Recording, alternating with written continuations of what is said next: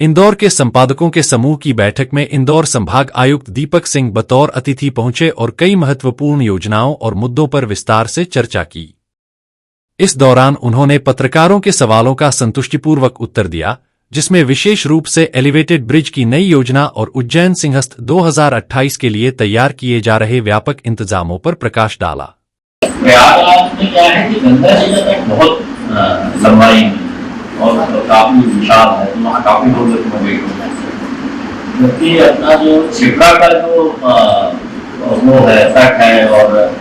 वहाँ काफी पॉपुलेशन है और जगह सी मेरे ख्याल से वहाँ पर एक तो घाट बहुत सारे बन रहे हैं और जैसा आपने कहा कि जल प्रवाह सुनिश्चित करना है तो जैसे पिछले बार व्यवस्थाएं होंगी, इस बार भी सारी व्यवस्थाएं रहेंगी ताकि जल प्रवाह में कमी नहीं हो। हेल्थ कैंप को लेकर जो आपने बात कही है, हम लोगों ने पिछले वर्ष एक तो छोटा सा प्रयास फरवरी मार्च में हुआ था और हम लोगों ने आई कैंप के लिए कोशिश की थी और हमारे इंदौर संभाग के जो हॉस्पिटल्स कैटरेक्ट के सर्जरी करते हैं 2 महीने फरवरी मार्च में हम लोगों ने लगभग 20,000 कैटरेक्ट के ऑपरेशन कराए हैं, जिसमें लगभग 60% ट्राइबल जो कि शायद खुद होके पैसा खर्च करके नहीं करा सकते थे, जो हम लोगों ने निःशुल्क कराया। अगर पूरे उसका देखेंगे तब तो करीब 1.5 लाख साल, ये 2 महीने में थोड़ा मुश्किल। संबंधित मुद्दों में संभाग आयुक्त ने बताया कि पहले इंदौर में एलिवेटेड ब्रिज बनाने की योजना थी, जिसके लिए टेंडर भी जारी कर दिए गए थे, लेकिन बीआरटीएस हटाए जाने के बाद अब इस योजना को बदल दिया गया है। अब एलिवेटेड ब्रिज की जगह 3 अन्य ओवर ब्रिज बनाए जाने की योजना है।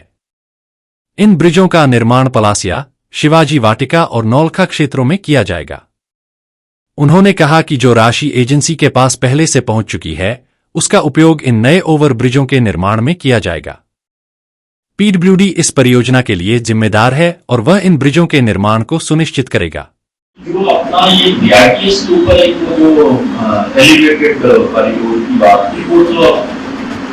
ड्रॉप हो गया है, लेकिन वो जो राशि है और वो जो एजेंसी है, तो आज ये मतलब एक प्रारंभिक सहमति बनी है कि 3 जंक्शन में उसमें फ्लाईओवर बने या अंडरपास बने या दोनों का मिक्स करके ट्रैफिक को ईज करने के लिए पीडब्ल्यूडी उसी राज्य उसी एजेंसी से काम कर रहे हैं। उसमें एक तो अपना जो पलासिया वाला जो वहां से उठेगा आपके इंडस्ट्री हाउस से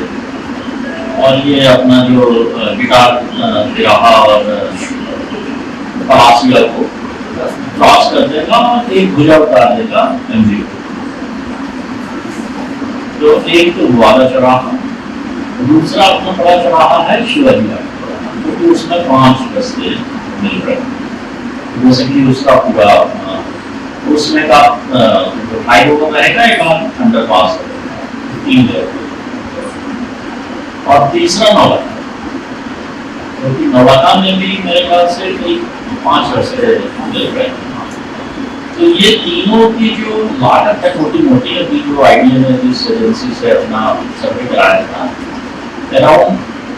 300 CR के आसपास आ रही है,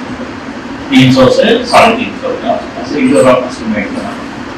और पीडब्ल्यूडी की जो एजेंसी थी वाली एलिवेटेड कॉरिडोर वाली, उसका भी करीब 350 करोड़ का काम। तो पीडब्ल्यूडी भी ऐसा बता रहे थे कि एजेंसी तैयार काम करने के लिए, इसका निर्धारण होना है तो एक बार थोड़ा सा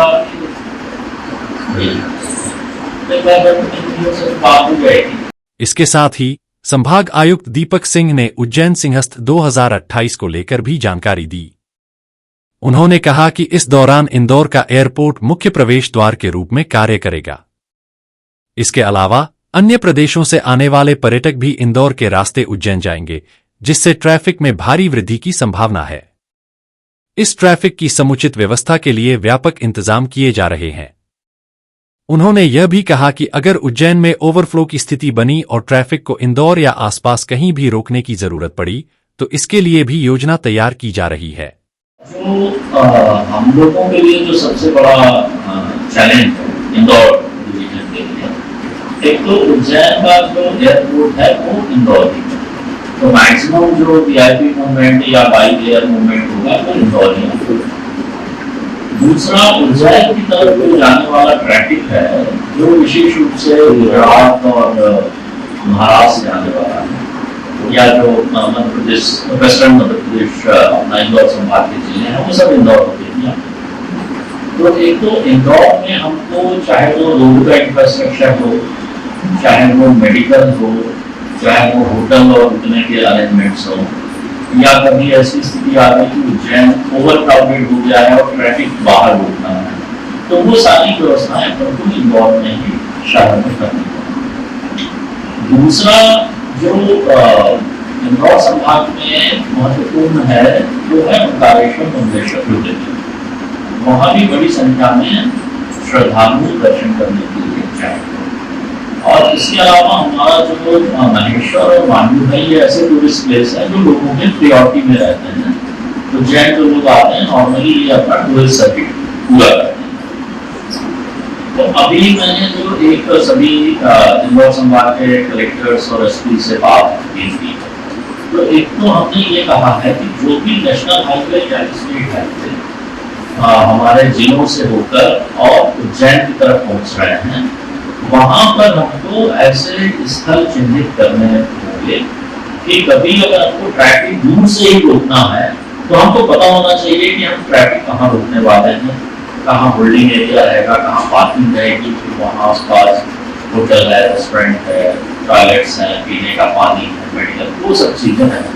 तो वो जगहों को चिन्हित करने का काम सभी जिलों में शुरू करना है। ठीक है, अगर हम इंदौर की भी बात करें तो जो भी वो शहर की साइज है, तो उस शहर में जो पार्किंग प्लेसेस हैं, जो रुकने के लिए स्थान है,